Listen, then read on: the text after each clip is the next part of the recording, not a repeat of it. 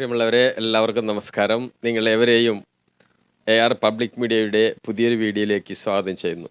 ഇന്ന് ഞാൻ നിങ്ങളുമായി ഷെയർ ചെയ്യാൻ പോകുന്നത് പ്രസംഗകല സ്വായത്തമാക്കാൻ ആഗ്രഹിക്കുന്ന, അല്ലെങ്കിൽ പ്രസംഗകലയിലേക്ക് കാലെടുത്ത് വയ്ക്കാൻ ആഗ്രഹിക്കുന്ന, അല്ലെങ്കിൽ പ്രസംഗകല സ്വായത്തമാക്കിക്കൊണ്ടിരിക്കുന്ന ആളുകൾക്ക് ഉപകാരപ്പെടുന്ന രീതിയിലുള്ള ഒരു 6 കാര്യങ്ങളാണ് ഞാൻ നിങ്ങളുമായി ഷെയർ ചെയ്യുന്നത്.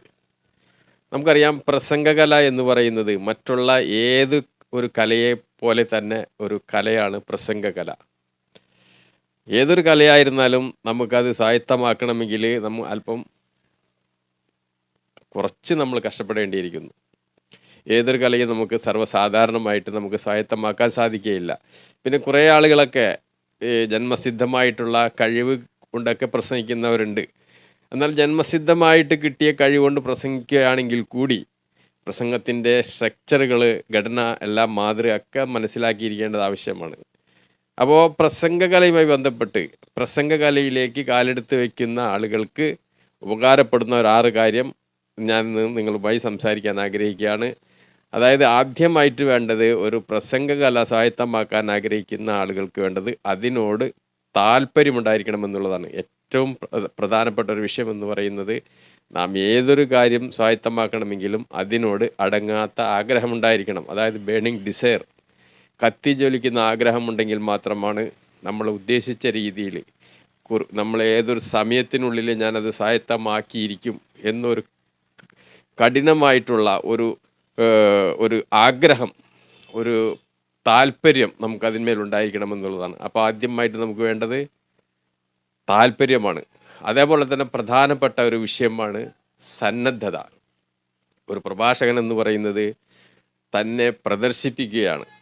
തൻ്റെ കഴിവുകൾ, തനിക്ക് പറയാനുള്ള കാര്യങ്ങളെ സ്വയം പ്രദർശിപ്പിക്കുകയാണ് ഒരു പ്രഭാഷകൻ ചെയ്യുന്നത്. അപ്പോൾ തീർച്ചയായിട്ടും നമ്മൾ അതിന് സന്നദ്ധനായിരിക്കണം. തുടക്കക്കാരായ നമുക്ക് ആദ്യമൊക്കെ നമ്മൾ വേദിയിൽ കയറുമ്പോൾ നമുക്ക് പല വിധത്തിലുള്ള പ്രശ്നങ്ങളൊക്കെ ഉണ്ടാവാറുണ്ട്, സഭാകമ്പം ഉണ്ടാവാറുണ്ട്, നമ്മൾ ഉദ്ദേശിച്ച രീതിയിൽ കാര്യങ്ങൾ അവതരിപ്പിക്കാൻ സാധിക്കാതെ വരാറുണ്ട്. അപ്പോൾ എന്തൊരു പ്രശ്നമുണ്ടായാലും, എന്തൊരു പ്രതിസന്ധി ഉണ്ടായാലും അതിനെയൊക്കെ തരണം ചെയ്യാൻ നമ്മൾ സന്നദ്ധരായിരിക്കണം എന്നുള്ളതാണ്.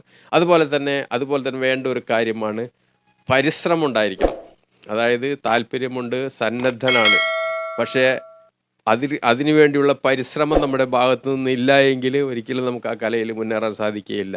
കലയിൽ എന്നല്ല, ഏതൊരു കാര്യത്തിലും നമ്മളിൽ നിന്ന് അതിൻ്റേതായ രീതിയിലുള്ള പരിശ്രമം നമ്മുടെ ഭാഗത്തു നിന്നും ഇല്ല എങ്കിൽ തീർച്ചയായിട്ടും നമുക്ക് ഒരു കാര്യവും സാധിക്കില്ല. അപ്പോൾ നമ്മൾക്ക് മൂന്നാമതായിട്ട് വേണ്ടത് താല്പര്യം, അതുപോലെ തന്നെ സന്നദ്ധത. മൂന്നാമതായിട്ട് വേണ്ടത് പരിശ്രമം. ഇപ്പോൾ നമ്മൾ പരിശ്രമിക്കുക എന്ന് പറയുന്നത്, ഇപ്പോൾ പ്രസംഗകലയെക്കുറിച്ച് പറയുകയാണെങ്കിൽ പ്രസംഗത്തെക്കുറിച്ചുള്ള കാര്യങ്ങളൊക്കെ മനസ്സിലാക്കുന്നതിന് നമ്മളിന്ന് യൂട്യൂബിൽ സെർച്ച് ചെയ്താൽ മതിയാവും.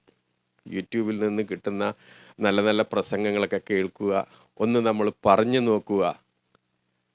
അതുപോലെ തന്നെ മറ്റുള്ള പ്രഭാഷണങ്ങൾ, മറ്റൊരു വേദികളിലൊക്കെ നടക്കുന്ന പ്രഭാഷണങ്ങളൊക്കെ കേൾക്കുക, നല്ല രീതിയിൽ അതിൻ്റെ കാര്യങ്ങളൊക്കെ മനസ്സിലാക്കുക. കിട്ടുന്ന സമയത്തൊക്കെ കഴിയുന്നത് പോലെയൊക്കെ പറയാൻ ശ്രമിക്കുക. അപ്പോൾ പരിശ്രമം മൂന്നാമത്തെ വിഷയമാണ്. അതുപോലെ തന്നെ നാലാമത്തെ വിഷയം എന്ന് പറയുന്നത്, നമുക്ക് യോജിച്ച വേദിയായിരിക്കണം.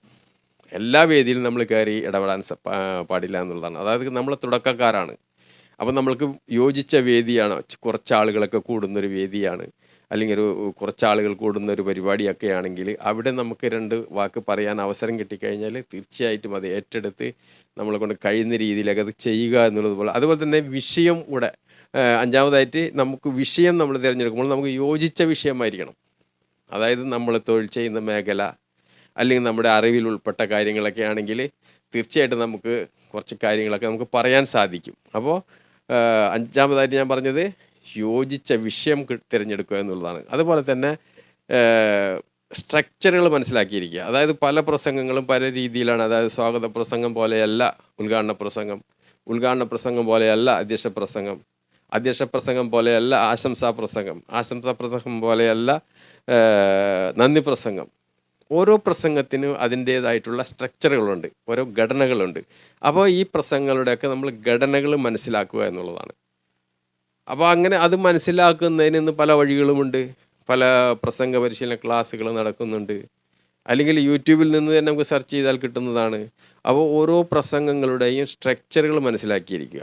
അപ്പോൾ ഇത്രയും കാര്യങ്ങൾ, അതായത് ഒന്ന് താല്പര്യം, രണ്ടാമത് സന്നദ്ധത, മൂന്നാമത് പരിശ്രമം, നാലാമത് നമ്മുടെ നമുക്ക് കിട്ടുന്ന വേദി യോജിച്ചതാണോ എന്ന് നോക്കുക, അതുപോലെ തന്നെ യോജിച്ച വിഷയമാണോ എന്ന് നോക്കുക, അതുപോലെ തന്നെ പ്രസംഗത്തിൻ്റെ എല്ലാ പ്രസംഗങ്ങളുടെയും സ്ട്രക്ചറുകൾ അറിഞ്ഞിരിക്കുക. ഇത്രയും കാര്യങ്ങൾ നമ്മൾ മനസ്സിലാക്കിയിരുന്നതിൽ തീർച്ചയായിട്ടും നമുക്ക് ഏതൊരു വേദി കിട്ടിക്കഴിഞ്ഞാലും അവിടെ നമുക്ക് രണ്ട് വാക്ക് പറയാൻ സാധിക്കുമെന്നുള്ളതാണ്. അപ്പോൾ തീർച്ചയായിട്ടും നിങ്ങൾക്കൊക്കെ ഒരു വേദിയിൽ രണ്ട് വാക്ക് പറയാൻ അവസരം കിട്ടിക്കഴിഞ്ഞാൽ അതിന് സാധിക്കട്ടെ എന്ന് ആശംസിക്കുകയാണ്. ഇന്നത്തെ വീഡിയോ ഞാനിവിടെ വൈൻഡപ്പ് ചെയ്യുകയാണ്. വീണ്ടും അടുത്ത ഒരു വീഡിയോയിൽ കാണുന്നതുവരെ എല്ലാവർക്കും നന്ദി, നമസ്കാരം.